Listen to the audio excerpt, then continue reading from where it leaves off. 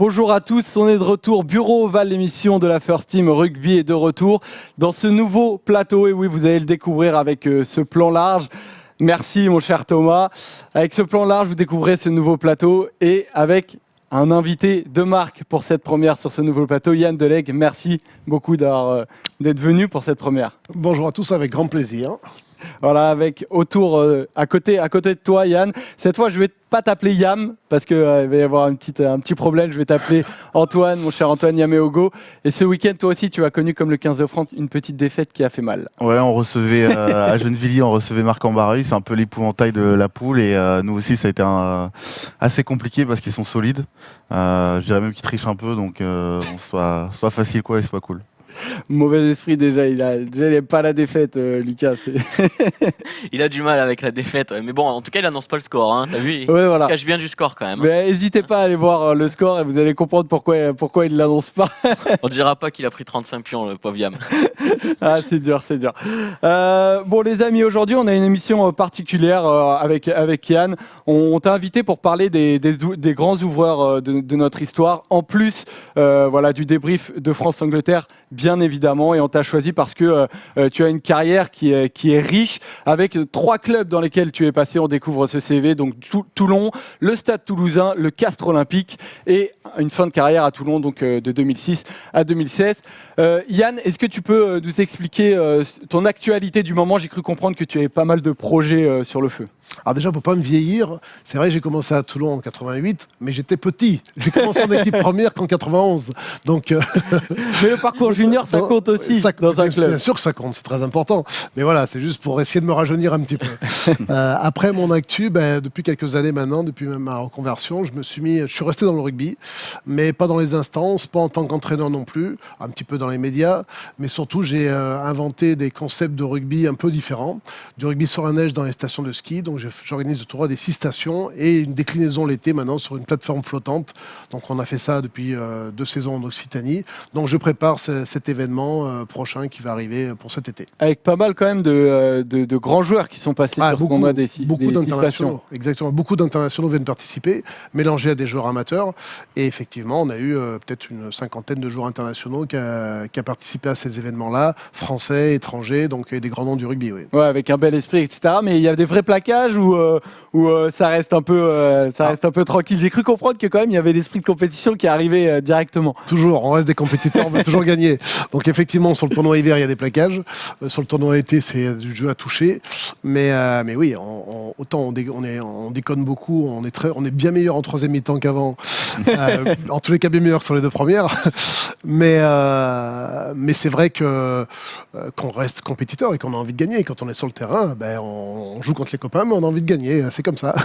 On devrait peut-être envoyer Antoine, il prendra pas 35 pions sur la neige. Ouais, non, mais pourquoi pas, ça me plairait bien. Il sera certainement plus en forme que nous. C'est horrible, hein. Moi je jouais avec mes petits frères, avec mon petit frère et mon grand frère sur la neige quand j'étais petit, mais c'est tellement fatigant.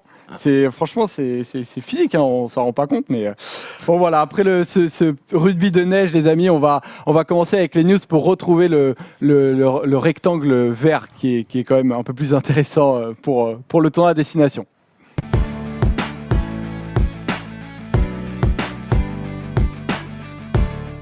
On va faire le débrief sur le match du 15 de France tout à l'heure et on va s'intéresser pour commencer aux autres matchs du tournoi à destination. On va commencer par Écosse-Irlande, avec cette victoire des Irlandais 22-13.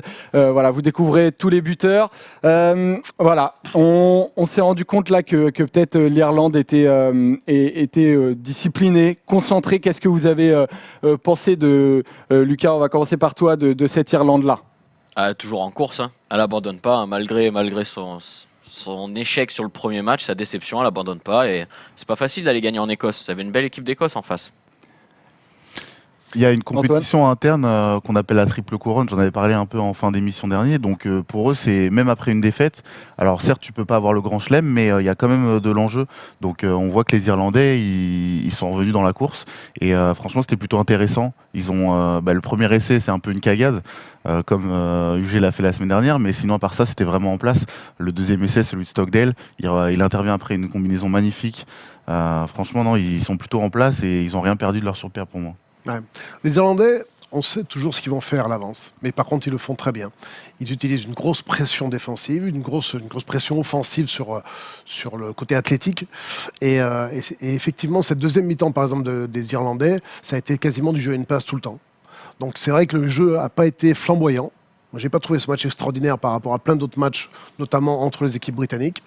Par contre, c'est vrai qu'une efficacité redoutable avec Carbery qui a remplacé Sexton, qui fait un match Oui, qui s'est blessé, au c'est pied vrai. levé, hein, au pied levé, qui il fait un est match très moyen, sauf qu'à un moment donné, il trouve une brèche et il arrive à faire marquer son ailier, ce qui fait un peu la différence, qui fait basculer le match. Et après, les Irlandais verrouillent tout le match en ayant la possession du jeu à une passe.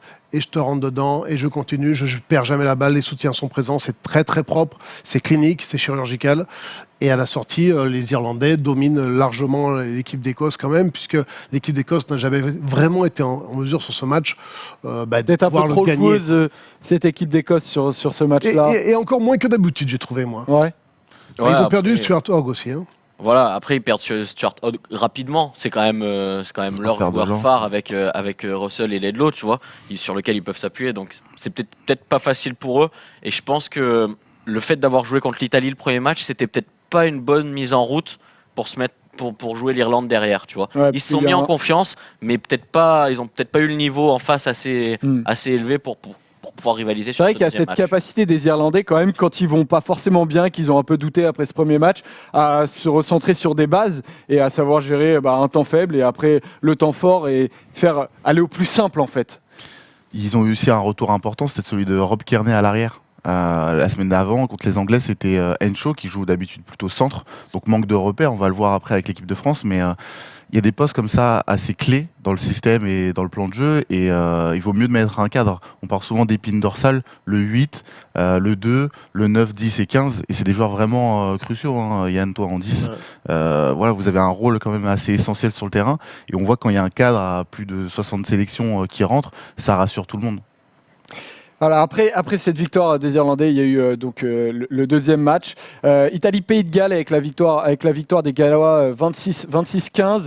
Les Italiens, comme attendu, qui ont perdu, mais au final de peu, même si quand on regarde le match, on s'est pas vraiment fait on n'a pas vraiment eu de doute peut-être, ou peut-être que vous en avez eu. Hein. Yann, je sais pas si toi en regardant ce match, tu t'es dit peut-être que les Italiens peuvent le faire. Non, effectivement, le Pays de Galles a ouvert le score très rapidement. Ils ont maîtrisé la partie. Les Italiens reviennent vraiment tout à la fin, où on se dit, voilà, on sent qu'ils lâchent pas, et ça c'est bien pour cette équipe d'Italie. Mais on sent aussi qu'il y a beaucoup d'écart quand même avec le Pays de Galles. Moi j'ai trouvé ça poussif comme match. Hein.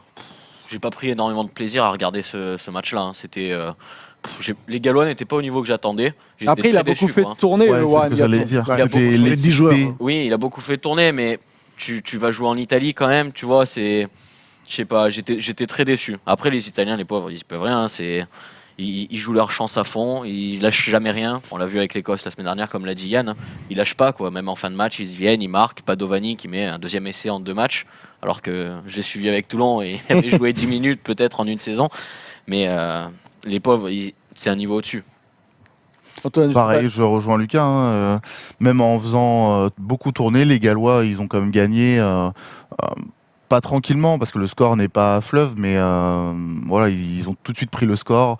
On a pris 3 points par 3 points. Ils ont construit cette victoire en fait tranquillement, très sereinement. Ils se sont fait rattraper en fin de match, mais ils étaient déjà très sereins. Warren Gatland, il a été pas mal critiqué par les Je médias vois. gallois, notamment pour ce stage à Nice, juste avant le match, et le fait de faire tourner en se disant on va gagner. Est-ce que vous trouvez ça critiquable? Après la victoire, non, on ne peut plus le critiquer, puisque finalement il gagne le match. Et c'est important aussi de donner du temps de jeu à son effectif global, parce qu'il ne faut pas oublier quand même qu'il y a la Coupe du Monde au Japon qui va arriver assez rapidement, et certains joueurs ont besoin de temps de jeu. Et on l'a vu, quand on change Sexton, par exemple, sur le match précédent en Irlande, avec Carbery, Carbery, il n'a quand même pas trop le niveau pour l'instant. Et je le comprends, le mec, il rentre quasiment jamais en cours de match, il joue presque jamais avec cette équipe d'Irlande, donc c'est difficile d'avoir le niveau. Justement, est-ce que c'était pas peut-être le moment pour Warren Gatland de continuer avec Anscombe, mais il a préféré remettre Dan Biggar en ouvreur? Est-ce que fallait peut-être pas laisser le jeune reprendre de la confiance sur un match où il pouvait en prendre. Après, le pauvre Gatland, il a eu des problèmes avec sa charnière ces derniers temps. Hein. Il a eu des blessures, que ce soit au poste de demi de mêlée ou de demi d'ouverture. Il a eu plusieurs blessures. Ça n'a pas été facile de combiner. Tu l'as vu contre l'équipe de France, il met Hanscombe qui joue pas du tout à ce poste-là en club. Là, il remet Bigard, puis Gareth Davis qui était incertain, qui finalement est là. Il était obligé de faire tourner un peu. Williams qui joue aussi. À mon avis, il faut qu'il remette une charnière Gareth Davis, Dan Bigard pour la retrouver pour les prochains matchs qui vont être beaucoup plus cruciaux. Et puis, tu vois, il avait fait déjà beaucoup tourner avec beaucoup de jeunes. Donc, comme je disais, il y a des postes clés où il faut quand même des cadres pour pouvoir gérer le truc. Et donc, remettre Bigard, c'était l'assurance d'avoir quelqu'un, un maestro, quelqu'un qui va pouvoir gérer les temps faibles, temps forts. Donc, c'était plutôt un bon choix pour moi de remettre, en tout cas, à ce poste-là, Dan Bigard. Et ce qu'on ne sait pas aussi, c'est que peut-être qu'en interne, en relançant la concurrence, ça relance aussi la stimulation des joueurs. Et c'est aussi ça qu'ils recherchent, peut-être. Bon, d'Italie, les amis, on va partir en Angleterre, voilà, où il y a eu malheureusement, voilà, on a entendu parler de Waterloo, Trafalgar, on peut parler d'un peu de tout ce qu'on veut, mais en tout cas, c'était pas un moment très sympa à suivre. Et durant tout le week-end, parce que hormis l'équipe de Jacques Brunel, il y a eu les U20 et les féminines qui se sont lourdement inclinées. En tout, ça fait un 116-53 pour les Anglais. À la fin de ce week-end, voilà, ça fait mal. Donc les féminines qui se sont inclinées 41-26 et les U20 qui ont perdu 31-19. Il y a les parlementaires qui ont gagné, les parlementaires français qui ont gagné. Il faut quand même le souligner, on a eu une victoire. Merci à eux. Merci à eux, ouais, parce que ça fait mal. Est-ce qu'il y a une des deux défaites qui vous a plus étonné que l'autre ? Les deux sont étonnantes, hein, parce que l'équipe de France féminine avait marché la semaine dernière sur les Galloises et elle marche sur le rugby européen depuis un peu plus d'un an. Et les U20 aussi, ils sont champions du monde en titre, ils sont vainqueurs du tournoi destination en titre. Et là, j'ai été étonné, moi, de les voir pas sombrer, mais en mêlée, par exemple, ils ont été inexistants, les U20, les jeunes, les pauvres. J'ai été très étonné de les voir comme ça. Alors, ils n'ont pas forcément été aidés par l'arbitrage, mais ils ont totalement sombré. Et on le voit d'ailleurs, le sélectionneur U20 a fait beaucoup de changements. Il a déjà annoncé son groupe pour le match contre l'Écosse. Il a fait beaucoup de changements, dont Carbonel, qui n'est pas prévu pour certains joueurs vont peut-être retourner aussi avec le top 4, en top 14 et puis avec lui, il a peut-être vu des trucs qui lui ont peut-être pas plu sur ce match-là. Mais j'étais surpris par la faiblesse de notre mêlée en U20, effectivement, parce que c'est généralement on a des équipes de France de jeunes où on rivalise à ce niveau-là, et là j'étais assez surpris. Après, les U20, effectivement, on était champion du monde, mais par définition, c'est une catégorie où les joueurs changent puisque ils grandissent, et donc c'est pas la même équipe. Et comme on ne sait pas vraiment le niveau des Anglais qui eux aussi progressent d'année en année, donc sincèrement je ne pouvais pas me baser vraiment sur le fait qu'on a été champion du monde avant, parce que les équipes ne sont plus les mêmes, côté français comme côté anglais. En revanche, j'étais un peu surpris côté des féminines, pas par la victoire anglaise, parce qu'il ne faut quand même pas oublier que l'année dernière on gagne à Grenoble contre les Anglaises d'un petit point à la dernière minute du match. Oui, avec les Anglaises un essai de Jessie Trémoulière. Voilà, les Anglaises sont toutes professionnelles, et je sais que c'est un sujet important aussi en Angleterre, et les féminines sont très performantes.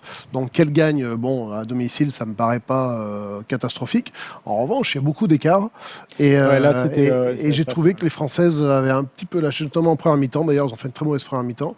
Heureusement, elles sont un peu reprises vers la fin, mais ce qui m'a chagriné, c'est le score un peu lourd. Ouais, il y a Pauline Bourdon qui a essayé de remettre un dynamisme en deuxième période, la demi de mêlée, qui a d'ailleurs marqué un très bel essai, mais ça a pas suffi. Donc les Françaises qui elles aussi ont coulé à Doncaster pendant que les U20 coulaient à Exeter. Je ne rappelle pas dans l'actualité des résultats la défaite d'Antoine du côté de Marc-en-Barreuil. Pas besoin. Je le rappelle pas. Ok, je le rappelle pas. Bon voilà, on va partir sur un autre résultat qui nous a fait mal. Le plus important, c'est la défaite des Bleus à Twickenham.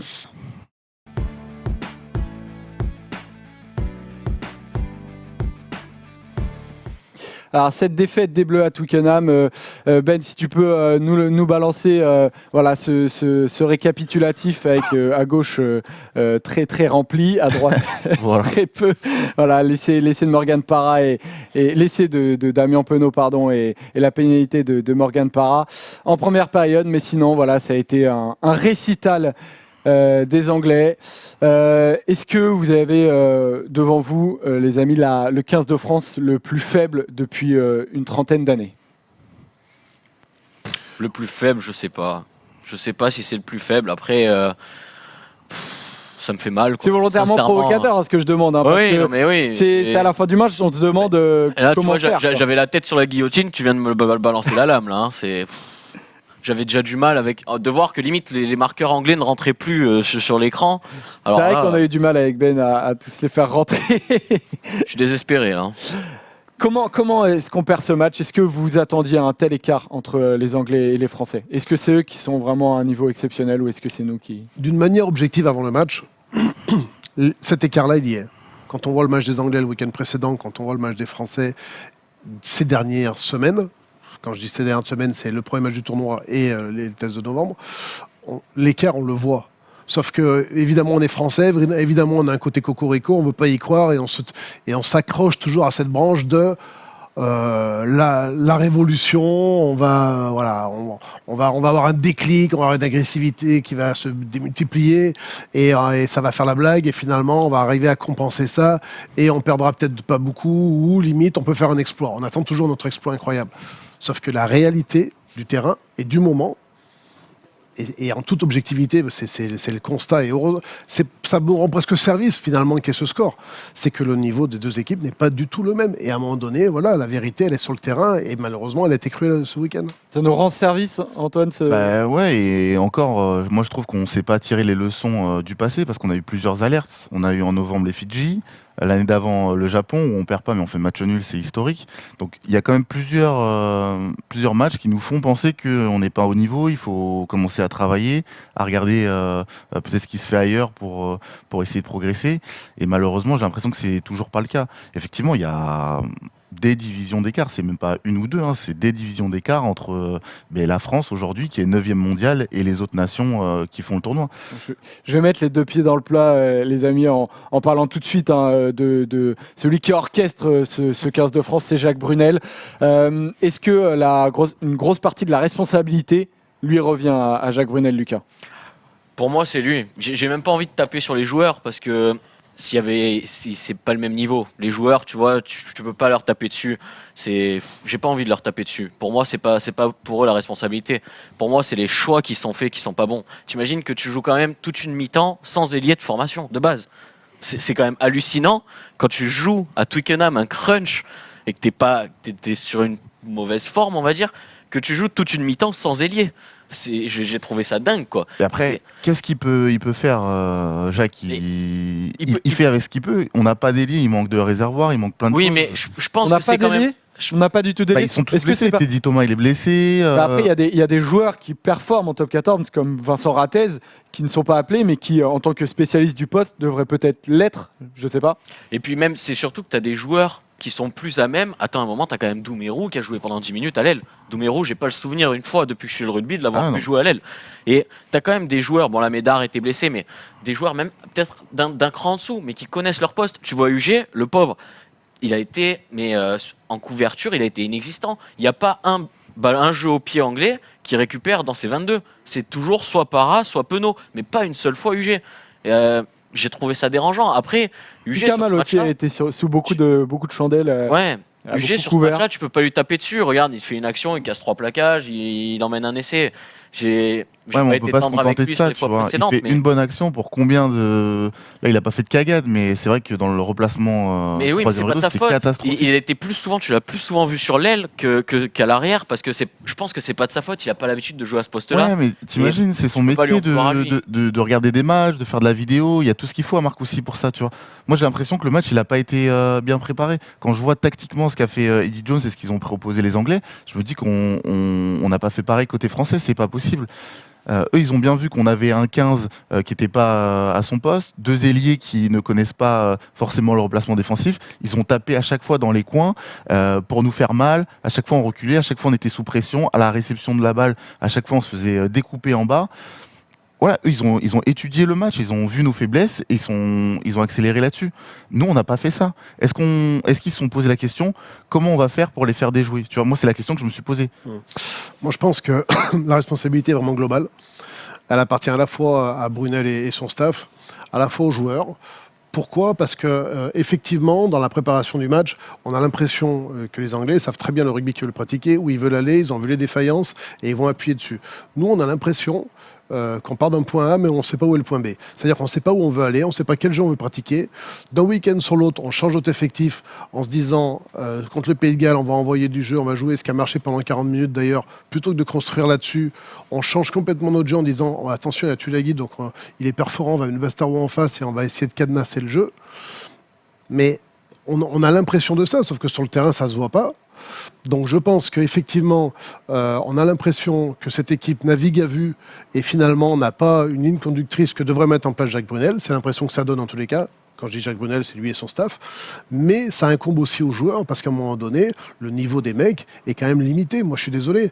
Quand je vois la stratégie qu'on a de taper, par exemple, dans la boîte avec notre numéro 9 ou de faire d'autres choses défensivement, de bien monter défensivement, choses comme ça, les joueurs savent le faire normalement. Ou en tous les cas, ils devraient travailler beaucoup plus d'une façon individuelle dans leur club, et là c'est même pas l'équipe de France, pour que le coup de pied du neuf soit toujours au même endroit. Moi je suis désolé, le haut niveau c'est ça. Et aujourd'hui, cette technique-là, on l'a pas. Et je suis même très surpris parce que je pensais qu'un joueur comme Parra, moi, avait cette capacité. On va revenir un peu sur justement sur les top flops de la rencontre. Juste avant, on va lire, rappeler pour ceux qui l'ont pas vu ce qu'a dit sélectionneur Jacques Brunel après la rencontre, qui se disait évidemment très déçu surtout de la première période. Alors qu'on en a mis 0 en deuxième période. Il s'attendait à la pression anglaise du jeu au pied. On n'a pas su s'en sortir. Il y a quasiment eu les mêmes modèles d'essais sur la première période.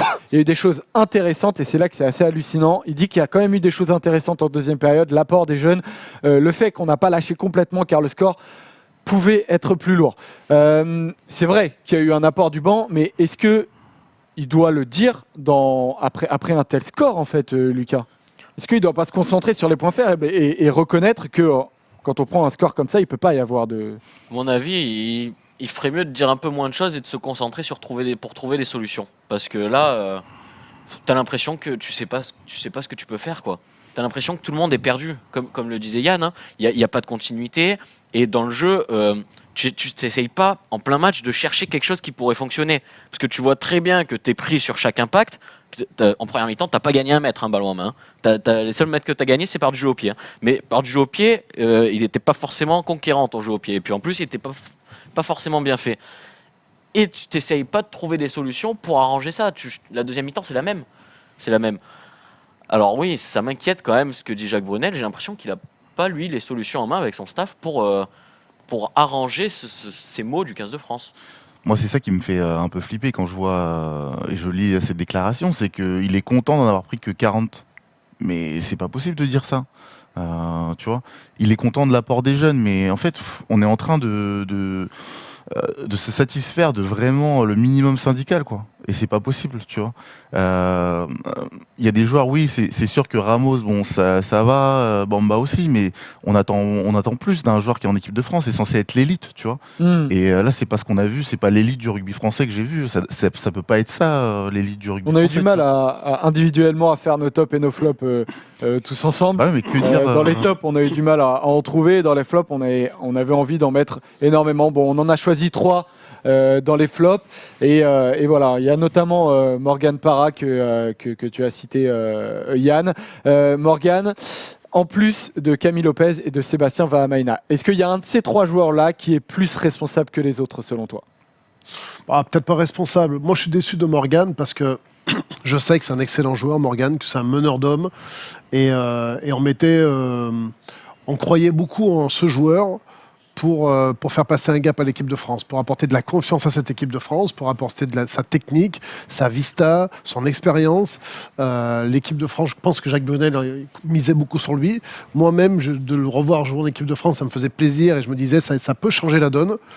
Et force est de constater que tous en plus, je pense qu'on a tous été très heureux de le revoir, Morgan Parra. Mais c'était surtout la promesse de la charnière Lopez-Parra. Surtout cette promesse-là, de les voir jouer à Clermont, on s'est dit c'est bon, ça va être top, on a trouvé notre charnière, il n'y a rien à faire. Lopez, je ne l'ai pas vu, je suis désolé, mais Lopez, la seule fois où je l'ai vu, c'est quand il est sorti du terrain, et encore, si je fais pas attention, je le vois pas sortir. À la tu vois. sortie du match, en plus, Lopez dit que c'est de leur faute, mais pas seulement de la leur. Alors, Oui. est-ce que c'est les Et consignes puis qui ont après, été données Parra- qui ne sont pas les bonnes? Parra, j'ai bien aimé quand même quand le mec il parle des joueurs qui s'entraînent pas assez en équipe de France et tout, mais j'ai l'impression qu'il se remet pas trop en question, le garçon. Tu vois, c'est ça qui m'embête un peu parce que c'est toi qui es censé mener ton équipe et tu vois l'entrée d'un Antoine Dupont, mais ça n'a rien à voir. Tu te dis, mais qui est le plus expérimenté des deux? Qui est censé t'apporter plus de choses dans les deux demi de mêlée? Et là, c'est Dupont, quoi, clairement. On s'aperçoit qu'avec Clermont, les deux, ils marchent sur l'eau parce qu'ils ont une équipe enfin, Clermont est dominant, donc de toute façon, c'est beaucoup plus facile d'avancer quand tu es en 9 ou en 10, quand le pack il avance, etc. Tu as les sorties de balles propres. Et on s'aperçoit aussi que le top 14, il prépare pas du tout à l'échéance internationale parce que là, c'est censé être notre meilleure charnière. Et elle s'est retrouvée complètement sous l'eau. Alors que pourtant, en top 14, il n'y a pas de souci. Donc pour moi, il y a aussi un vrai cap entre le top 14 et le niveau international qui ne prépare pas du tout à ce genre d'échéance.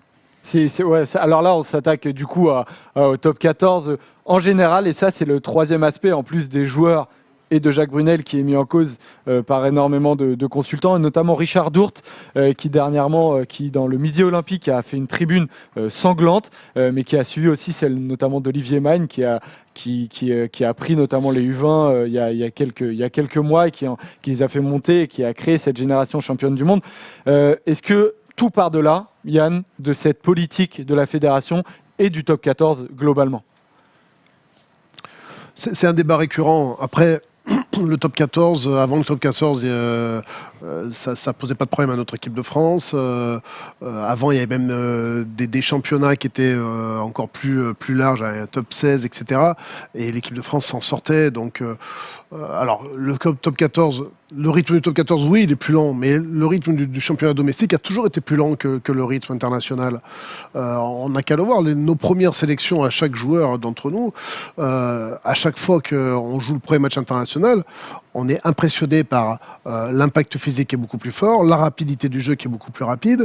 Et bien sûr qu'il y a un gap, sinon tout le monde pourrait y jouer. Donc, ça, je ne crois pas trop. Ce que je crois en revanche, c'est qu'effectivement, le fait d'avoir beaucoup d'étrangers dans notre top 14 amoindrit notre réservoir de joueurs français. Et effectivement, sur certains postes, par exemple numéro 10, il y a quand même très peu de joueurs qui peuvent prétendre à jouer en équipe de France. Aujourd'hui, en numéro 10 titulaire en club, sincèrement, il y a le petit Bello qui est donc remplaçant. Et Jules Plisson qui a eu sa Jules chance. Plisson qui joue une fois sur 4 ou une fois sur 5. Donc il ne peut pas considérer il est numéro 3, Jules Plisson dans les numéros 10 au Stade français. Mais sincèrement, il n'y a pas de réservoir. Alors, je ne parle pas que du numéro 10. Hein. Alors, il y a des postes où il y a du réservoir, comme numéro 9. Ça, il y a du monde. Mais il y a des postes où on n'a pas grand monde. Et effectivement, ça, c'est un peu lié au top 14. Et après, pour revenir aux déclarations de Richard Dourte, je suis un peu d'accord, je suis pas mal d'accord avec lui sur le fait de se dire aujourd'hui, on prend des branlées et on n'est pas performant avec l'équipe qu'on a. Pourquoi pas avoir une mission 2023 en se disant, voilà, on fait rentrer le maximum de jeunes. Les résultats ne seront peut-être pas présents tout de suite, ni sur ce tournoi, ni sur la Coupe du Monde peut-être. Mais en attendant, ça leur permettra peut-être de travailler pour 2023. L'équipe d'Angleterre fait souvent ça. L'équipe qui a été championne en 2003, avec Wilkinson, a mangé le pain noir au début de leur sélection, de tous ces joueurs-là, 7-8 ans plus tôt, en prenant des grosses branlées. Je me souviens aussi de l'équipe quand Farrell a débuté avec tous ces joueurs. Lancaster, oui. C'était très compliqué au début aussi. Mais aujourd'hui, voilà, ça en fait la meilleure équipe du monde, quasiment. Donc, est-ce que nous, il n'est pas temps aujourd'hui d'aller dans cette position-là, puisque de toute façon, les matchs, on les perd quand même. Et en plus, on les perd avec beaucoup d'écart. C'est une question à se poser. Après, concernant Richard Dourte, c'est vrai qu'il a des manières de le dire qui sont assez virulentes. Saignantes. Assez saignantes. Et puis c'est toujours plus facile aussi à notre place de juger tout ça que d'être sur le terrain, puisque je me rappelle quand même que Richard, la semaine dernière, disait à tout le monde qu'il fallait mettre Richard Dourte absolument parce que c'était notre meilleur joueur. Cette semaine, il nous a dit qu'il ne faut plus le mettre. Donc bon, on peut aussi changer d'avis. Il y a un homme dont je voulais parler particulièrement, c'est le capitaine. Richard Dourte, notamment, disait dans sa tribune qu'il fallait changer le capitaine parce qu'il représentait la France qui perdait. Antoine, est-ce que selon toi, Guillaume Guirado doit céder son brassard. Non, je pense pas, parce que quand on regarde le match, ça a été encore le meilleur. Il y a un moment dans les 22, il y a un point chaud à 10 mètres de la ligne, c'est lui qui est au contest. Il a percé 2 fois en fin de match. Il a été toujours présent au plaquage, même si le premier ballon qu'il prend, le pauvre, c'est une croisée qui n'est pas annoncée, donc il se fait découper par Contenellos, ça ramène un lancer. Alors oui, il perd, mais de toute façon, si on change de capitaine, on va continuer à perdre quand même. Donc c'est pas le capitaine le problème. Et au moins, lui, il montre l'exemple, et on peut pas lui reprocher de s'y filer, entre guillemets, comme on dit. Donc moi, je suis pas sûr qu'il faille le changer, en tout cas, parce que c'est un des seuls à, en tout cas, à maintenir son niveau. Alors certes, il est pas exceptionnel, mais au moins... En tout cas, lui, il le reconnaît d'ailleurs. Il dit on n'est pas invité sur le rythme, l'intensité. Il y a peu de révolte quand on marque. La peur de perdre. Il dit quoi la peur de prendre une grosse danse, l'envie de réagir, elle n'existe pas. Même si on a essayé de bien s'envoyer en équipe, on a manqué de consistance et surtout d'efficacité. Ça doit être quand même compliqué d'être capitaine de cette équipe-là du 15 de France. Moi, ça me fait de la peine. Hein. Ça fait 6 mois que j'ai pas vu Guirado sourire. Hein. Attends, entre Toulon et le 15 de France, il est pas aidé, le pauvre. Hein. Ça fait déjà le 15 de France, à part peut-être une fois après le match contre l'Argentine, il n'a pas fait une conférence de presse du 15 de France où il souriait, Guirado. Hein. Et ça depuis Novès même. Hein. Ça me fait de la peine pour lui parce que tu vois que c'est un mec qui a envie d'y aller et qui essaye de montrer l'exemple et qui donne tout sur le terrain, vraiment. Mais il n'est pas forcément suivi par tous les autres à côté. Et ça lui tombe dessus parce que c'est le capitaine. Alors, si tu le changes, la seule raison, c'est pour le laisser un peu tranquille, quoi. Sinon, il n'y a aucun intérêt de le changer parce que c'est l'exemple qu'il faut suivre. Et c'est un des cadres aussi qui tient son rang parce que tu as plein de cadres qui, malheureusement, ne tiennent pas leur rang. Après, il y a quand même RMC qui l'a annoncé. Bon, après, ça reste à l'état de rumeur dont on dit. Un espèce de petite cassure quand même entre Guirado et cette génération la plus âgée du 15 de France, la plus expérimentée, et cette nouvelle génération U20 qui est, dit-on, assez légère. Voilà. Il paraît qu'il est passé devant les jeunes qui rigolaient et il leur a dit arrêtez de rigoler, travaillez. Et ils n'ont pas trop compris. Il y a une espèce de petite cassure. Alors, est-ce qu'il ne faut pas un capitaine peut-être intermédiaire? Ah, mais il est dans son rôle. Ouais. Il est capitaine, il est garant, il a de l'expérience. Il voit les jeunes un peu déconner alors qu'on vient de perdre un match à domicile dans le tournoi. Il veut leur montrer que c'est grave. Voilà, la gravité de la situation est importante et qu'il faut se concentrer parce que voilà, les jeunes ont une autre vision des choses, peut-être plus légère effectivement. Lui porte sur ses épaules à la fois cette défaite contre le Pays de Galles et maintenant contre l'Angleterre, mais aussi tout le passé récent avec énormément de défaites. Donc c'est normal aussi qu'ils n'aient pas la même légèreté de vie à Marcoussis en ce moment. Mais voilà, après, Guillaume, c'est le bon rugbyman, fier de son maillot, qui se donne à fond. On ne peut pas lui reprocher ça. Ça, c'est évident. En termes de niveau de jeu, après, effectivement, il a fait quelques bonnes choses sur ce match, mais il a fait aussi des belles boulettes entre l'en avant, la première faute sous nos poteaux, 2-3 touches, des lancers approximatifs. C'est clairement pas son meilleur match, mais comme beaucoup de ses coéquipiers. Mais voilà, est-ce que c'est peut-être le moment aussi, effectivement, de changer aussi ça, de changer de capitana, pourquoi pas. Après, le problème, je dis ça, mais je vois pas trop qui. Hein, Ouais, voilà, c'est ce que j'allais dire. Mais pour mettre qui, de toute façon Là, celui que tu peux mettre actuellement sur ce match-là, pour moi, c'est Bastaro. Si tu l'enlèves à Guirado, c'est pour le mettre à Bastaro. Ouais, mais Bastaro, Après, il est même pas dans le groupe la semaine dernière. Voilà, donc, après, sinon, si tu ne mets pas à Bastaro, légitimité je vois pas à qui tu peux le mettre. Parce que dans ce match-là, c'est compliqué de sortir un mec qui a le même état d'esprit, conquérant et qui fait des bonnes choses. Ouais, pour moi, t'en as eu 2, c'est Bastaro et Penaud, quoi, hein, sur ce match-là, et Dupont pour son entrée. Mais moi, je suis pas d'accord. Je suis pas d'accord sur Bastaro du tout. non, pas du tout. Ah non, pour moi, il a été dépassé en vitesse tout le match. Ne serait-ce que le premier essai, il plaque un mec qui est 10 mètres devant le ballon. Ça ouvre une porte. Parce qu'il est largement pris en vitesse par la contre-attaque. Donc pour moi, sur ce match, il n'a pas du tout été invité. Mais alors, pas du tout. Alors moi, j'ai plutôt vu un Bastaro déjà intéressant, ballon en main, pour gagner plusieurs mètres. Ouais. Après la pause notamment, qui avance ballon en main et qui passe souvent les bras après plaquage aussi. 39 mètres gagnés en tout, Bastaro. C'est pas beaucoup. Alors je suis pas les stats. Non, mais tu l'as Guy 24 sur le match. Après, c'est dans les standards. Et défensivement, j'ai quand même trouvé que c'était un des plus solides au plaquage, un des plus présents surtout au plaquage. Non, mais alors, quand il vise un mec et qu'il le plaque, il le plaque. Oui. Mais combien passe à côté ? Ah, ça. Et effectivement, moi, ça me fait toujours marrer les statistiques. J'ai toujours été un peu contre ces statistiques-là, parce que quand on regarde un troisième ligne qui a fait, je crois que le match entre l'Irlande et l'Écosse, les deux troisième lignes irlandais, je crois, font 27 plaquages, un truc comme ça. C'est énorme. Bravo, c'est bien. Mais si, pendant tout le match, le jeu se fait à une passe et qu'on va péter dans cette zone-là, à part si le mec s'écarte, bien sûr qu'il va avoir 27 fois à plaquer. Mais ça, on ne peut pas juger un joueur par rapport à ça. Moi, je suis désolé. Entre un joueur, par exemple, qui doit glisser sur un 2 contre 1, qui ne doit pas se laisser fixer par le premier, qui doit essayer d'aller choper le deuxième, on est d'accord. Le jeu, c'est ça, normalement. Parce que quand tu défends pour ton équipe. Bon, effectivement, si tu glisses et que tu es un peu court pour attraper le mec, tu loupes ton plaquage, tu auras compté un plaquage manqué. Si en revanche, il y a 2 contre 1, le premier, tu vas dessus, tu le prends, le mec il a passé avant, il a passé son ballon, tu le prends juste après qu'il est passé, ça va être ou pas comptabilisé, ou comme un plaquage réussi.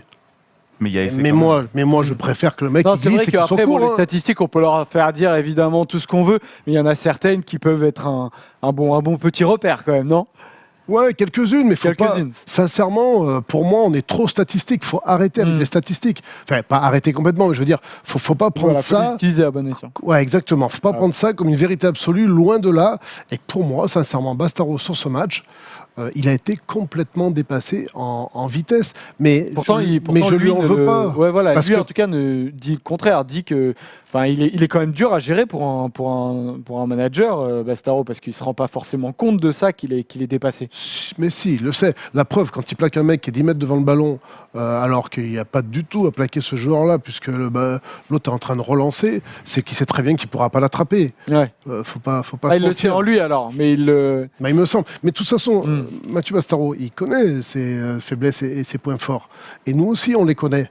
Donc effectivement, si on veut jouer un jeu où on fait un jeu à une passe, un peu comme les Irlandais à la limite, où on va prendre le milieu de terrain, qu'on va perforer et qu'on veut tout renverser, comme les Sud-Africains l'ont fait en 2007 par exemple, dans une équipe comme ça, Mathieu, bien sûr qu'il a sa place. C'est le plus performant de tous. En revanche, si on veut mettre du mouvement, et quand on veut défendre contre des équipes qui mettent du mouvement, et c'est quand même le standard international des meilleures équipes aujourd'hui, sincèrement, c'est compliqué. Hein. C'est vrai Moi, que ça dans me un paraît style très de jeu compliqué. comme ça, à mettre du mouvement, c'est plus difficile avec lui. Mais franchement, offensivement, je l'ai trouvé quand même intéressant parce que j'ai le souvenir de 2-3 actions où il avance ballon en main, il passe les bras, donc c'est pas forcément son jeu. Il y en a une où il passe les bras, il donne, et on fait en Fico. avant 2 mètres plus loin. Ouais. Non mais C'est pas sa faute, ça. Hein. C'est pas sa non, faute. c'est clair. Lui, il fait l'action qui amène le surnombre sur ce coup-là. Donc voilà, moi j'ai pas trouvé si catastrophique que ça. Et je voulais aussi dire un grand merci à Damien Penaud. Parce que Penaud, pour moi, c'est Oui, le plus il fait partie de nos tops. Tu Parce sais quoi, on va finir cette séquence sur France-Angleterre, Lucas, avec nos 3 tops dont fait partie Damien Penaud. Vas-y, continue. Parce que Penaud, il a été s'affiche. arrosé toute la première mi-temps. Certes, il y a 3 essais qui viennent de son aile, mais il a été l'un des meilleurs joueurs français, si ce n'est le meilleur. Et je pense que si tu mets un mec qui n'est pas en forme et qui est arrosé autant que ça, je pense qu'on en prend 20 de plus facile. Je voulais ajouter un petit mot sur Dupont ou Bamba. Je crois, Antoine, toi, t'es pas trop d'accord avec Bamba. Non, mais Penaud, c'est un peu ce que je disais. Alors oui, offensivement, il a été très très bon et tout. Après, il y a son replacement défensif. Alors, c'est pas de sa faute, mais il y a un moment, il faut arrêter de se trouver des excuses. Tu sais que tu vas jouer lié, tu regardes un peu ce qui se fait en termes de couverture, etc. Parce que à chaque fois, on a tapé dans son dos et il a été en difficulté. Alors, il y a la bascule à faire, ce qu'on appelle la bascule, la couverture avec l'arrière à faire. Donc, voilà, encore une fois, c'est pas que de sa faute, mais moi je trouve qu'il y a un manque de travail, d'analyse tactique, vidéo avec les coachs, etc. Parce que on se satisfait de très peu, tu vois. Et c'est ça qui me déçoit un peu aujourd'hui, tu vois. Il y a un moment. Il fait un bon match, on en prend 44, tu vois. Donc est-ce que c'est vraiment un bien bon sûr. match, tu vois? Moi, Un je petit sais mot pas sur trop. Bamba, les Il y gars, a un moment, pour c'est quand même terminer lui après. qui fait la couverture sur l'aile opposée, alors que c'est censé être Ruger ou même Ficou qui doit être là. C'est quand même lui qui va. Non, alors, bon, sur ces 3 tops, moi je suis plutôt d'accord avec ça. Bamba, on était. Assez sceptique. On était sceptique, on flippait même, hein, première sélection. Pas lui, en Ça tout cas. finit Paula. Ouais, lui, Sur il le était- rythme, un gros client en face. Finalement, sincèrement, il a plutôt obtenu son rang, donc c'est c'est vrai. bien. Le petit Dupont, il fait une très bonne entrée, bien sûr. Damien Penaud, je pense qu'il fait un bon match. Déjà, quand il a le ballon dans les mains, c'est le seul qui crie du danger. dès qu'il a le ballon dans les mains, on commence à se lever du siège en disant hop, attention, il va peut-être faire un truc. Déjà, c'est pas mal. Après, sans ballon, quand il fait la couverture à l'opposé, c'est son rôle. Et en fait, c'est pas à l'ailier. À chaque fois qu'il prend les essais où son ailier marque, c'est pas son rôle d'être profond. Parce que si c'est profond, ils vont jouer à la main. Son rôle, c'est d'être à plat. Le temps de se retourner et de repartir, c'est normal qu'il soit deuxième. Donc, et ça, il y a beaucoup de gens Le qui phénomène disent... de bascule dont tu parlais, C'est ça. Antoine, Mais en c'est... fait, juste de basculer. Mais de basculer, effectivement. Donc, effectivement, c'est son rôle d'être à l'aile opposée en couverture. Mais quand c'est sur son aile à lui, c'est pas son rôle. D'accord. Lui, il doit être à plat. Le jeu impose ça en défense pour un ailier. Donc, quand son vis-à-vis met 3 essais, il y a un problème. je pense pas. Ouais, mais c'est Mais pas c'est sa pas de sa faute à faute à lui. Oui, oui, Il y a un c'est sûr. problème collectif, mais c'est pas sa faute à lui. La seule faute qu'on lui incombe éventuellement, mais c'est super dur à défendre, c'est effectivement en 1 contre 1 à 5 mètres de la ligne, face au à son TGV, ailier, le mec il a intérieur-extérieur pour Ouais, passer, il y a 10 mètres. et là il faut qu'il défende. compliqué. C'est super dur à défendre, mais effectivement là il loupe son 1 contre 1. Ils ont été... Mais c'est très très dur à Ouais, Tu défendre. vois qu'il a essayé de trouver des solutions parce qu'en fin de première période, il est quand même bien dans la couverture et il récupère un nombre de ballons, de jeux au pied anglais que attends, c'est hallucinant. Ils font au moins 3 ou 4 jeux au pied justement, dans les 10 mon dernières cher minutes. Lucas, tu fais bien. Il est là pour les Tu fais bien récupérer. d'en parler de ce jeu au pied anglais qui a été pas mal intéressant. Antoine, c'est l'heure de ta chronique. Tu vas nous parler de 2 jeux au pied qui sont totalement différents. Ah bah si vous voulez les amis, oui on peut. Oui non mais vous avez raison. Avant ta chronique, Yam, on va quand même regarder ce que nous ont dit nos chers suiveurs de Bureau Oval sur les réseaux sociaux. Shakib Shafik qui nous disait que le top 14 que l'on révolutionne, il faut que le top 14 change, que l'on révolutionne l'ensemble du rugby français en mettant le 15 de France au-dessus du top 14 et de tout, que l'on arrête avec l'immobilisme, le conservatisme, une révolution totale, demande Shakib. Bon voilà, on en parlait un peu tout à l'heure. Yann, voilà, tu peux faire suivre Ben. Je suis le premier à vouloir une charnière expérimentée, dit Tom Curry, mais vu les matchs de Para Lopez face à celui de Dupont-Tamac, loin d'être parfait, mais demande beaucoup plus. J'aimerais que Burnell change ça pour l'Écosse. Donc voilà, qui demande un peu de renouvellement. Belette qui nous dit un seul changement, le staff. Et ça, c'est le pire. Attends. Et c'est ça le pire, aucun joueur n'a fait de grosses bourdes ou n'a été très mauvais, mais juste le système et les choix de Brunel sont catastrophiques. Bon, au moins les mots sont forts. Et enfin, French Calviniste qui nous dit que Guinoves doit bien se fendre la gueule. C'est vrai que... se fend la gueule, je sais pas trop, vu en ce moment son actualité, il doit pas non plus rigoler énormément, mais c'est sûr qu'il doit se dire que lui aussi aurait quand même pu mener le 15 de France autre part. Cette fois, c'est l'heure, mon cher Yam, de ta chronique. C'est parti.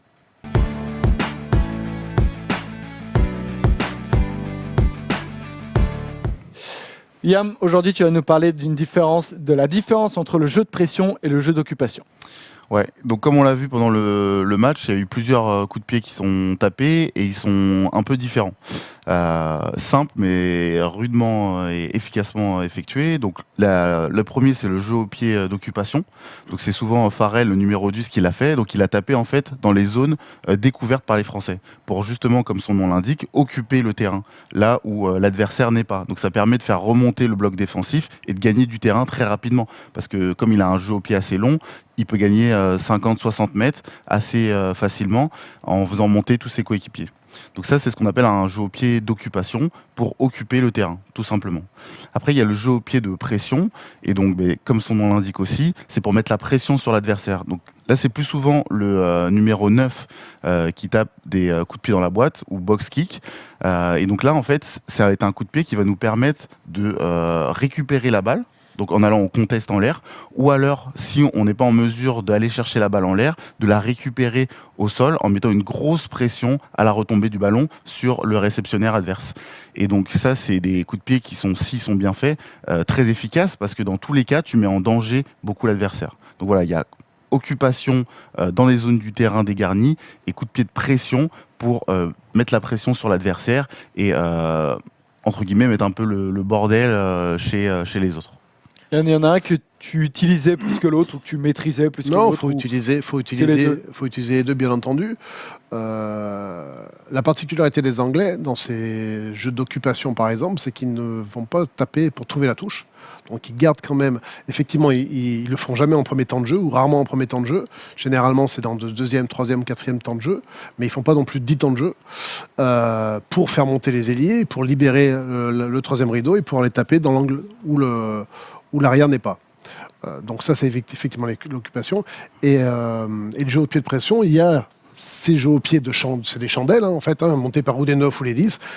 Mais il y a surtout une nouveauté que les Anglais ont utilisé à bon escient, mais tout au long de la partie, et les Irlandais le font aussi beaucoup, c'est ce jeu au pied de pression rasant, sur des ballons de récupération notamment, et les Anglais ont marqué tous leurs essais comme ça quasiment ce week-end, où là, ils envoient le ballon en rasant proche de la ligne, le ballon, il faut qu'il s'arrête avant l'en-but, et là, c'est à la course, et dans le meilleur des cas, ils arrivent avant, ils marquent, s'ils arrivent en deuxième, le joueur n'a même pas le temps de se relever, qu'il est déjà pris, donc le rock se forme à 2-3 mètres de la ligne d'en-but, et là, l'équipe adverse n'a qu'une solution, c'est de rebalancer le ballon en touche dans un schéma où ils ont beaucoup de pression, donc une touche courte, et ils récupèrent le lancer à 15-20 mètres de leur ligne d'en-but adverse. Donc il y a ce jeu de pression haut, et ce jeu de pression bas avec le rasant maintenant aussi. Ils ont dû très bien analyser le jeu de l'équipe de France parce qu'ils ont abusé de ça. Et en plus, nous, Français, bon, tu prends une fois, deux fois, bon, au bout de la troisième fois, je pense que tu comprends un peu, tu essaies de t'adapter, de trouver des solutions. Non, là, toute la partie, ils l'ont fait et sans solution. C'est ça qui difficile de trouver les m'interpelle, moi. solutions défensives. La seule solution défensive, c'est de garder 2 joueurs à l'arrière, donc de faire reculer au moins un ailier. Sauf que si tu fais ça, Tu libères un peu d'espace. tu te libères de l'espace, tu t'affaiblis quand même sur ton premier rideau défensif. Et les Français se sont fait prendre à ça, les Irlandais se sont fait prendre ça le week-end précédent. Ils ont le même jeu le week-end précédent. Je revois encore l'essai de... Je sais pas, c'est pas Slade qui marque, c'est coup de pied rasant. Non, c'est pas Henshaw, c'est l'ailier irlandais qui récupère le ballon dans son but. À peine il les récupère, il est plaqué, le ballon tombe, les Anglais marquent. C'est exactement les mêmes coups de pied qu'ils ont fait contre la France. Et ils vont certainement le refaire contre le Pays de Galles. C'est une arme absolue aujourd'hui dans le rugby moderne. Et donc, ce sera intéressant de voir comment les Gallois, Exactement. en visionnant 2 matchs où ils ont abusé de la même tactique, Quelle parade comment ils vont trouver de la parade. C'est hyper compliqué. Après, Yann le disait tout à l'heure, par exemple, l'Irlande, on sait toujours ce qu'ils vont faire, mais ils le font très bien. Là, l'Angleterre, c'est en train de mettre le même système en place. On sait ce qu'ils vont faire, ils le font très bien, et c'est compliqué de trouver une solution face à ça, quoi. Voilà Yann pour cette différence entre jeu d'occupation et jeu de pression. Pour terminer cette émission, on va passer tout de suite à un petit quiz.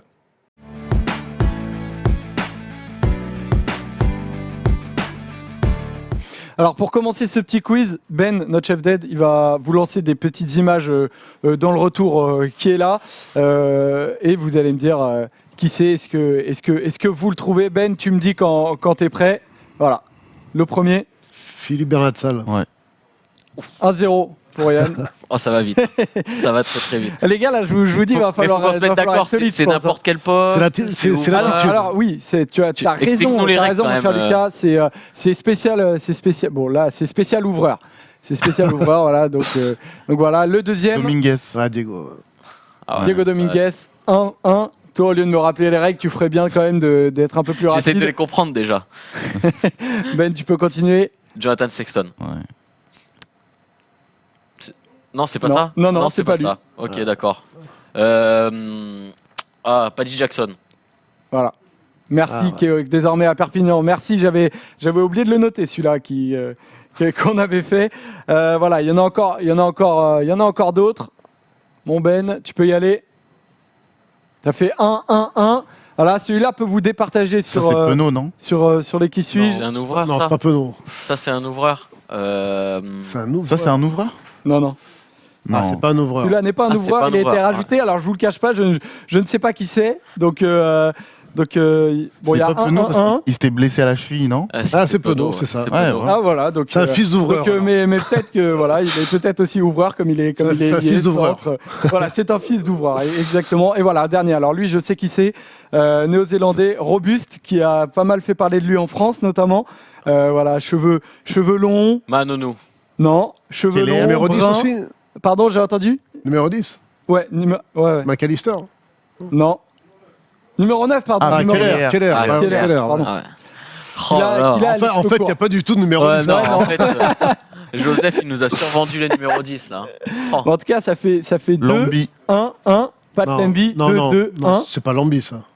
Il est Ça, c'est passé pas Gaillard. Follet, alors. ça C'est pas Follet Pollard. Si, c'est Pat Lambi. Pas Ah Lambi, hein, j'aurais Ouais, c'est Pat Lambi. Qui, je voulais qu'on le mette quand même pour rappeler qu'il a malheureusement arrêté sa carrière à cause des commotions.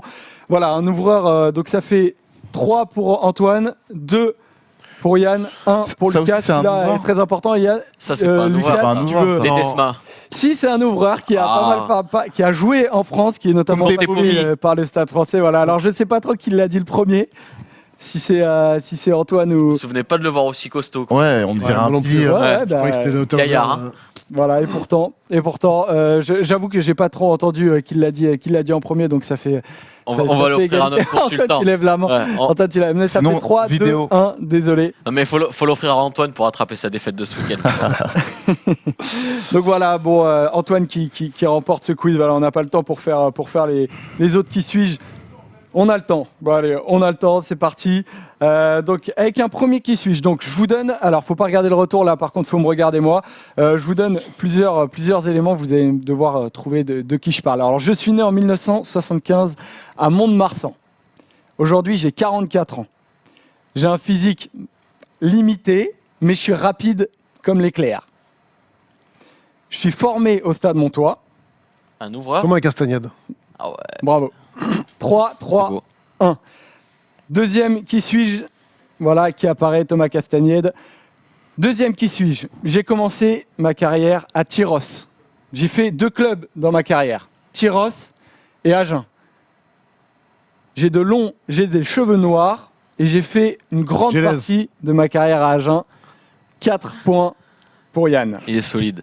Voilà, il en reste 2 si tu veux un peu remonter, Lucas. Antoine, t'es pas loin. Ouais. Peut-être que ceux qui suivent, peut-être que tu peux. C'est des ouvreurs du Sud, Plus peut-être que récents. tu peux les trouver. Alors, je suis australien. Mes origines sont aborigènes. J'ai aujourd'hui 59 ans. Marquez-la. Marquez-la. 5. Bah, voilà, c'est gagné. Trop rapide. Il en reste, il en reste 1 si tu veux réduire l'écart. Antoine, si tu veux marquer un deuxième point, Lucas. J'ai aujourd'hui 55 ans. Je suis australien. J'ai gagné la Coupe du Monde 1991. J'ai Laina part- Comment? Ouais, c'est ça. Laina Michael Laina. Bravo. Voilà, tu réduis l'écart, ça fait 5-4-1. Lucas, bon, désolé pour toi. Bravo Yann pour cette victoire. Yann, il a mis tout le monde d'accord. C'est Ouais, lui l'ouvreur du plateau. solide, hein. Ouais, exactement. Donc voilà, les amis. Bon, bah, merci Yann. Merci à vous, d'être c'était un venu. plaisir. Lucas, On se retrouve la semaine prochaine. exactement. Pour Parfait. Pour une émission sur le 6 Nations, le retour de Ouais, voilà. France-Écosse. Avec le prochain match du 15 de France qui sera donc contre l'Écosse. Bon voilà, vous imaginez qu'on va les battre peut-être ou... Ce serait bien, mais ça va être compliqué encore, hein, ce match-là. Normalement, ça devrait être moins compliqué que l'Irlande et l'Angleterre quand même. Mais Pas bon, sûr, moi. on a du mal à rester optimiste quand même. Bon, on verra. N'hésitez pas à nous dire, vous, dans les commentaires, si vous voyez une victoire ou une défaite contre l'Écosse. Et les solutions, apportez-nous des solutions. On les transmettra à Jacques Brunel pour ce 15 de France. Salut les amis.